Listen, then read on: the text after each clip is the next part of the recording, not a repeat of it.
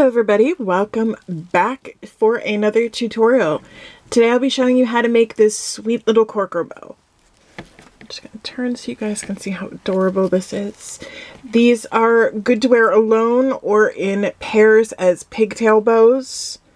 This one measures about 3.5 inches wide. So it's a fairly small bow. As you can see, it just fits right in the palm of my hand. You can make them in various sizes, but for this tutorial, we'll be cutting our corkers into about 3-inch pieces. You'll need 9 strips of corkers to make them into, when you cut them into 3-inch pieces, as you can see here. To make the corkers, I'm just going to walk you through really quick how to do this. You're going to need wooden dowels. You're going to need some wooden clothespins and either an aluminum pan or a cookie sheet. And just really quick, I'm going to show you how to do these corkers.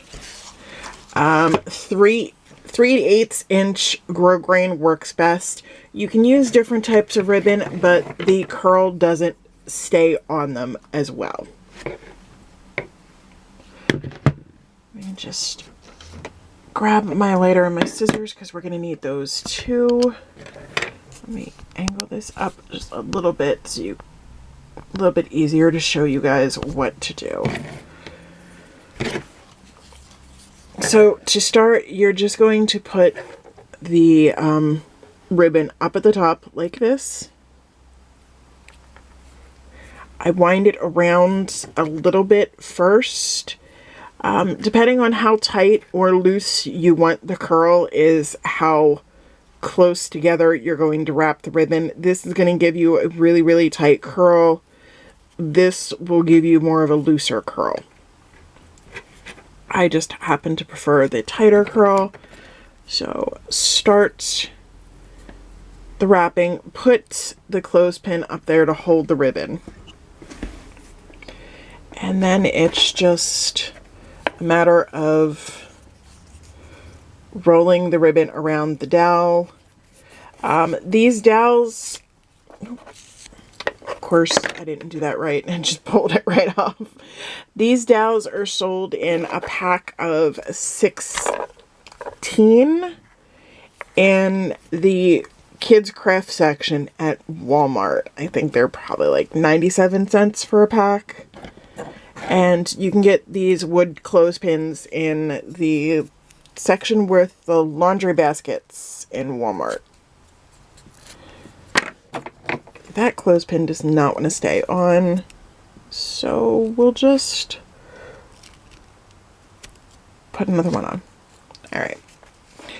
And I just kind of turn the dowel, wrapping the ribbon around and occasionally pushing it up so that all of the ribbon is tight together and there is no gaps.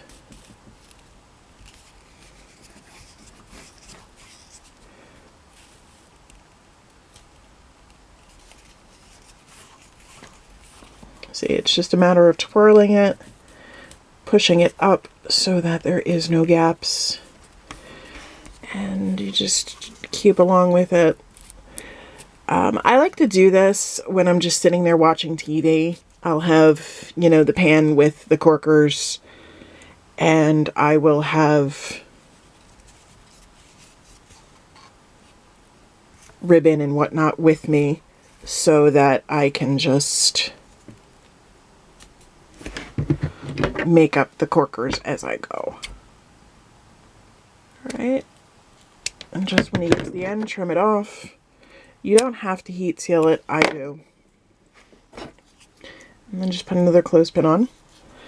Make up a pan of these. They bake at 275 degrees for 25 minutes.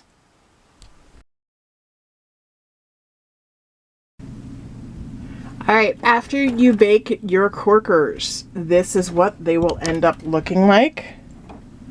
As you can see there,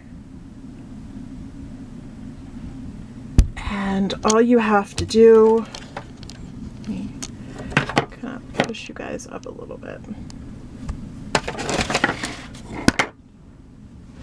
All you have to do is just take the clothespin off the ends. The ends tend to stick a little. You just have to give it a little nudge and unroll from the dowel. And as you can see, you have a nice tight curl. And these will stay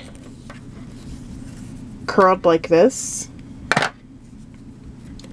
The reason why they curl, just a little bit of a science lesson here, is that in the oven this slightly melts, and when you pull it out and let it cool down, it cools around the object you have it wrapped around. This would be the result. So as you can see, I have a whole pan of corkers. I have another one over there to get through, but this is what you end up with when you finish baking your corkers. Again, they bake in a 275-degree Fahrenheit oven for 25 minutes. Just a tip, you can wet them before you put them in.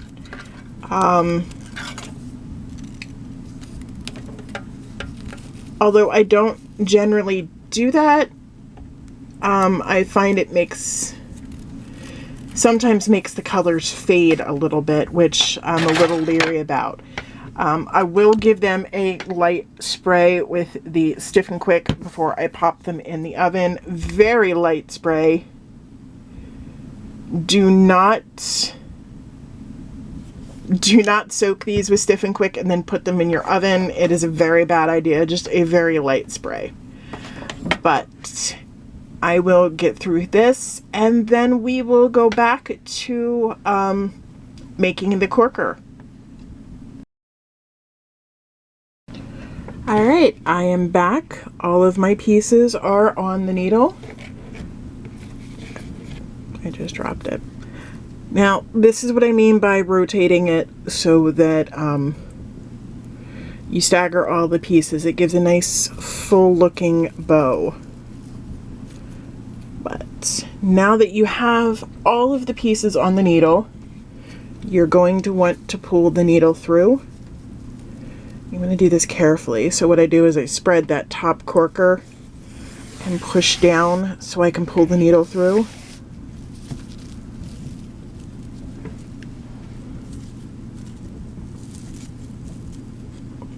Of course, my needle has to get all twisted. If you've been here for any length of time, you know this is normal. My needle does this. Always when I'm filming. Never when I'm just doing bows. It never does this when I'm doing bows. Solely when I'm filming for you guys is when this needle decides this is a great time to be doing this.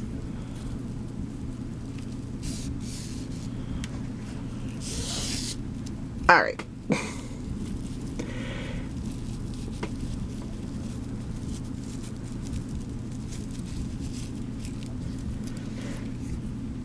Put the needle down there for a minute. You're going to pull the needle through like so. I usually pass the needle through 3 more times, sort of in an X shape, just to make sure I am securing all of the layers together.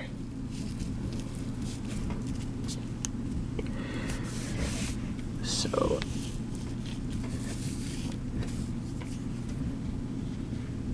that is one more time once I get all the thread pulled through. You have to be very careful with this thread because it will hook on the corkers if you are not careful. Just pull. See if I can. There we go.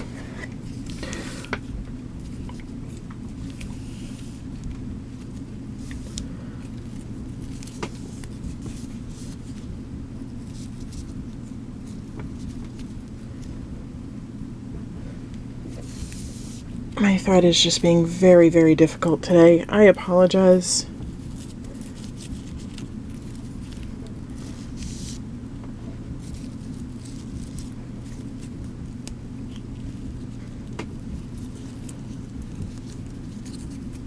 We are just getting caught up on everything.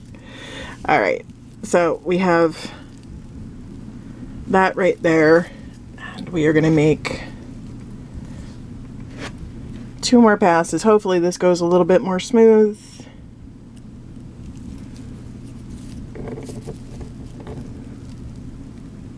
If you find you have a little bit of trouble pushing the needle through, I just, as you can see, gently using the table as pressure.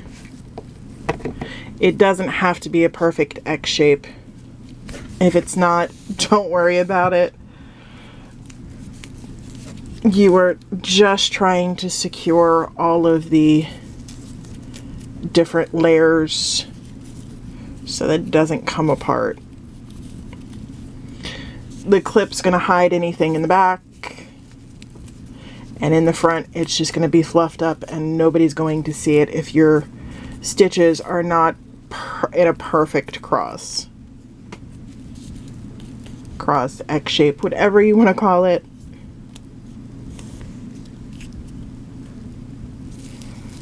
All right, final pass through.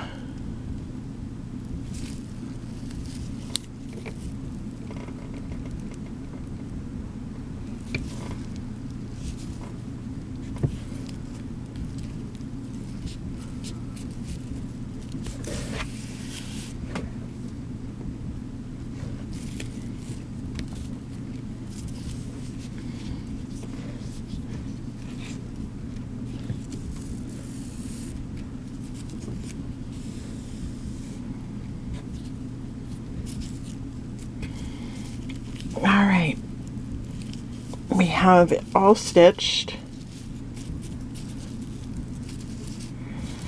At this point, you are going to tie off in the back.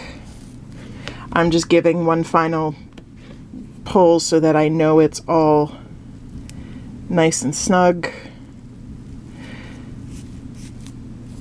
And however you tie off in the back, whichever way you do it, this is the point where you do that.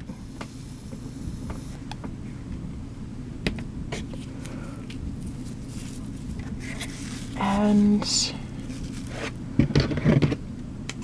cut off the excess. Get my needle out of the way. And come back and fluff the bow. Give it one final little rearranging. Eyeball any pieces that are just way too big. Sometimes that happens.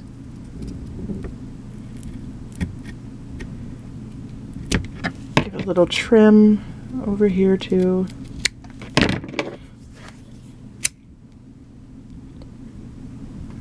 Heat seal the ends. Like I said, just sit here, fluff, get it to where you're comfortable with the way it looks.